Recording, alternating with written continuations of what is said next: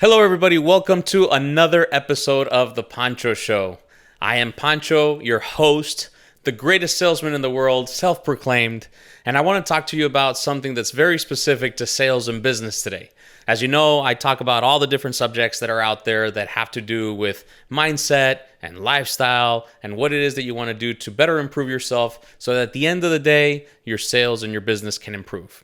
And today I'm going to talk about something a little bit more tactical. It's not so much of something that we need to work on internally as much as something that we're going to gain a lot with a lot of experience.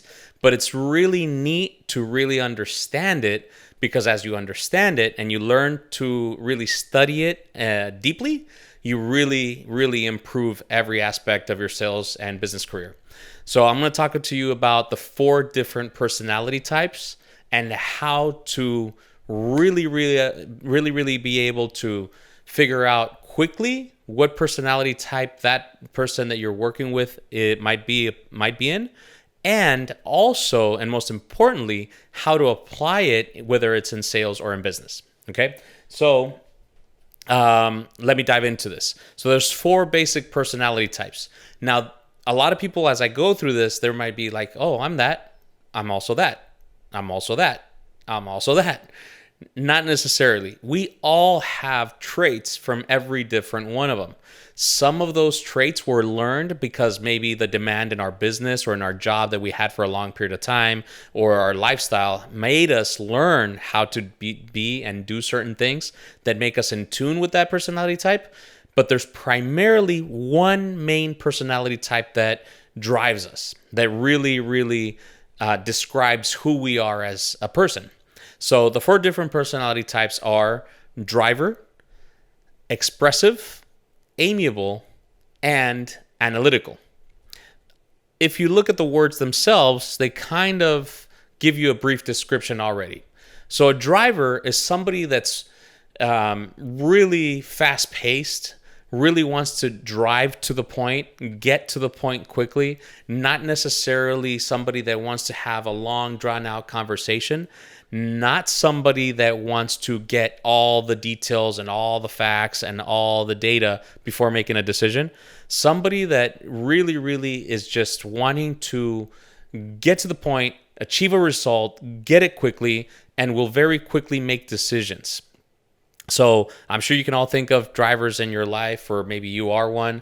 If you don't like salesmen that come up to you and start telling you a bunch of data and a bunch of things and it just bores the heck out of you, you might be a driver. The other personality type is expressive. Expressive people are usually dressed in colorful clothing. So they wear clothing that just really expresses their personality and really makes an impact, and they want to be the center of attention. They like to be have a bunch of fun at parties, and they want to be the center of attention at the party, and they like to tell jokes. And if you can make an expressive laugh, they're going to trust you. They're going to be your friend. It's going to be really a cool relationship. So expressives, for the most part, there's a lot of people in sales that are highly expressive. Why? Because it's easy for us to talk. So I'm up there on the expressive. Actually, what I'm going to do is at the end of this video, or somewhere in between, actually, I'm going to send this chart to Clark so that he can actually put it in the video if he doesn't mind, so that you can see what my personality types look like across the board. There's a personality assessment test. I'll also put the link so that you can go on there and do it yourself. It's really valuable to understand who we are and what's our strengths and our weaknesses, and then focus on those, And then the other personality type, other than expressive, so it's driver, expressive, amiable. Amiable are people that don't like to have a fight. They don't like combative situations. They try to avoid confrontations with other people at all costs. These are people that at the same time can be one of the most challenging type of customers you can have, because for the most part, because they don't like a confrontation, if your sales pitch is saying something that really doesn't tune in well with them, they're just going to nod their head and stay quiet, but they're not going to tell you that they don't like what they're hearing. And they're not going to give you an objection. They're not going to tell you what's making them uncomfortable about your sales pitch. So then it can become very difficult to figure out why they don't want to buy your product or why they don't want to commit to setting up an appointment with you, because they're not telling you. They're not going to say it because they don't want to avoid that confrontation. And especially, they don't want to make you feel bad. They don't want to be in a position that they hurt somebody's feelings. So they protect themselves by keeping quiet and by not having that confrontation. And therefore, in my opinion, they are the most challenging clients to work with. At the end of the day, when you are able to close a deal with an Amiable and they open up and they trust you, they are lifelong clients. They're the best clients you can have, because it's very difficult to get into that circle of trust. But once you do, they will tell everybody about you, and they will be really, really good referral partners for you in the future, because they really trust you and they really, really like you. For an Amiable to do business with you, it means that you did everything right. And then the other personality type, the fourth one, is analytical. Analytical personality types are somebody that is all data driven. Mostly they're going to have jobs like in engineering or accounting, or maybe a scientist, somebody that's just really focused on data and numbers. And if things make sense, these are the type of people that when they go out shopping for toilet paper are going to grab the different packages of toilet paper, and they're going to figure out how many squares you can get, how many more squares you can get for the best amount of money. What's the best value in your toilet paper? What's the best value for that car? When I used to work in the auto industry, I knew that if somebody was driving around in a like a Prius, for example, or one of those really high end, like what do they call them, the hybrids or something like that? Because let's face it, those are some ugly cars.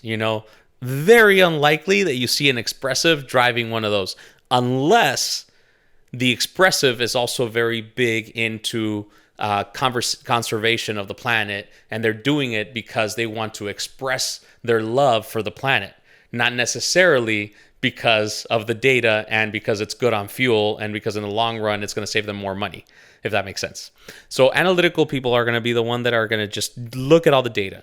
They're going to go out shopping for homes. I've had clients like this that literally have an Excel sheet that they specially created for home shopping. And they built it at home for themselves, and they have it on their laptop or their iPad, and they're going through the home and they're crossing things off just to be able to get the most value. They are a ton of fun to work with if you like answering a bunch of questions. And if you are an expressive, it actually works kind of well, because they're going to ask you all kinds of questions. They're going to ask you about anything and everything that particular product has to do, because they want to know everything. And the more in tune you are with your product as a sales professional, the better chances you are at selling somebody that is highly analytical. If you're working with an analytical client and they ask you a question and you don't know the answer to, or you can't give them very specific details, you better find it quickly and give it to them. Because if you don't find it within an hour or two, they're going to find it before you do, and they're probably going to know more about that product than you do within very quickly. So you better be on your A game when it comes to knowing your product knowledge with an analytical. So those are the four basic personality types. Again, most of the time, a driver can also be a highly expressive. So you can have, you'll see my chart. If you saw it already on the video, you're going to see that it is I'm like all the way to the top on the driver side, all the way to the top on the expressive side, very, very low on the amiable side, and a little bit on the higher on the analytical side. I think the analytical side in me was trained. I have tried to teach myself on really looking at details a little bit more, but it's really challenging for me. On the amiable side, honestly, it's really weird, because I actually thrive in combative situations. That's when I feel the best. When somebody challenges me at something, I'm like, heck yes, or if it's a very competitive thing, I'm like, okay, let's do it. I love debating. So definitely low on the amiable side.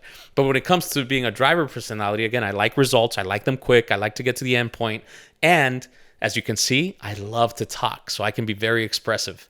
And if you can see my socks, they're purple today. So like, I like colorful stuff. So that's how you can kind of tell. So whenever you're talking to a prospect, and if you're meeting with somebody and they walk through the door with a big old smile and they're wearing colorful things, you can really, really quickly pinpoint an expressive. The expressive people, personality type, are the easiest ones to kind of find out.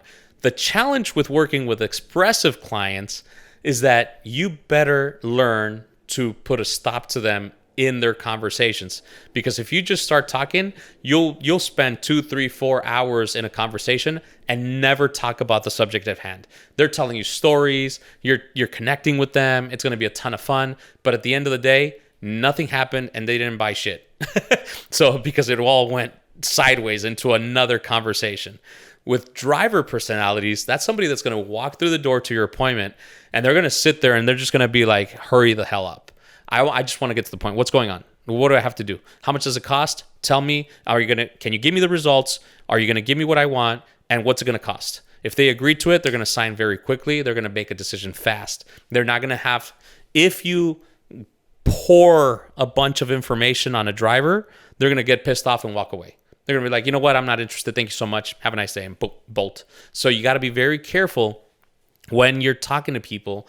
And that's why it's critical that whenever you're setting appointments for clients in any industry, whether it's in buying and selling cars, whether it's in the auto industry, whether it's in real estate, whether it's selling financial planning, whatever it is that you're offering, whether it's a service or a product, it's really, really, really important that you do a proper consultation. By doing a proper consultation, you're going to understand their personality type. So I'm going to give you a couple of examples. In real estate, right? If you ask somebody, hey, tell me a little bit about your current home. Describe your home for me. A driver is going to be like, well, it's just a house.